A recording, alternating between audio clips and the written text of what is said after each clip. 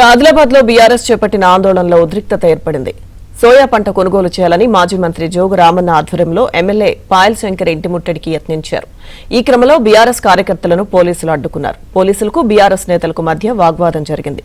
BRS కార్యకర్తలను పోలీసులు arrest చేసి పోలీస్ స్టేషన్ కు తరలించారు. కాలు కూడా ఇంత ఏం చేయమంటారు సార్? మీరు ఒక్కసారి తెలుసుకోండి. మీరు నేనేమంటున్నాను సార్, ఇలా కాదు నేనేమంటున్నాను ఇక్కడనే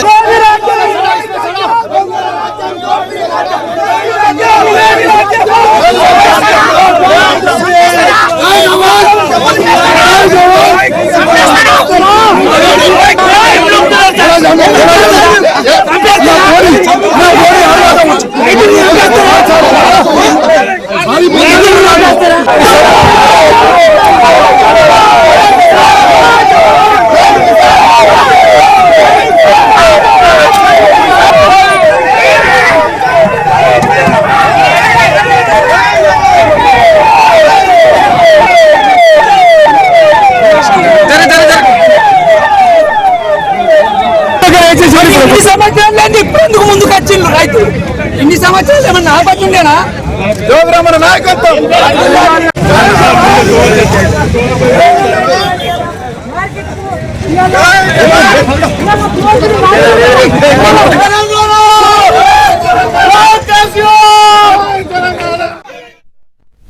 ఆదిలాబాద్ బీఆర్ఎస్ ఆందోళనలో ఉద్రిక్తతలకు సంబంధించిన పూర్తి సమాచారం మా ప్రతినిధి మాంతయ్య అందిస్తారు. మాంతయ్య. లక్ష్మీదుర్గ సోయా కొనుగోలు నిలిచిపోయాయి. దీంతో గత కొద్ది రోజులుగా రైతులు జిల్లా వ్యాప్తంగా ఆందోళన చేపడుతున్నారు. సోయా కొనుగోలు జరపాలని బీఆర్ఎస్ కూడా వరుస ఆందోళన నిర్వహిస్తుంది. ఈ రోజు స్థానిక ఎమ్మెల్యే పాయల్ శంకర్ ఇంటికి ముట్టడికి బీఆర్ఎస్ నేతలు బయలుదేరారు. అయితే పోలీసుల మధ్యలోనే అడ్డుకున్నారు. దీంతో తీవ్ర ఉద్రిక్తత చోటు చేసుకుంది. తోపులాట ఉద్రిక్త మధ్య ఆందోళన కొనసాగింది. ఆందోళన కాలంలో పోలీసులు అరెస్ట్ చేసి 1 టౌన్ పిఎస్ తరలించారు. 1 టౌన్ పోలీసుల వద్ద కూడా మాజీ మంత్రి జోగు రామన్న ఆధ్వర్యంలో నిరసన కొనసాగుతుంది. అయితే సోయా పంటకు సంబంధించి కేంద్ర ప్రభుత్వ సంస్థ నాపేట్ కొనుగోలు చేయాల్సి ఉంది. అది అకస్మాత్తుగా సోయాల నాణ్యత లేదని చెప్పి కొనుగోలు నిలిపివేశారు. ఇది తీవ్ర ఆందోళన దారితీస్తోంది. మరోవైపు రైతులు కూడా కొంతమంది ఈ రోజు హైదరాబాద్ లో మంత్రి తుమ్మలం కలిసేందుకు వెళ్లారు.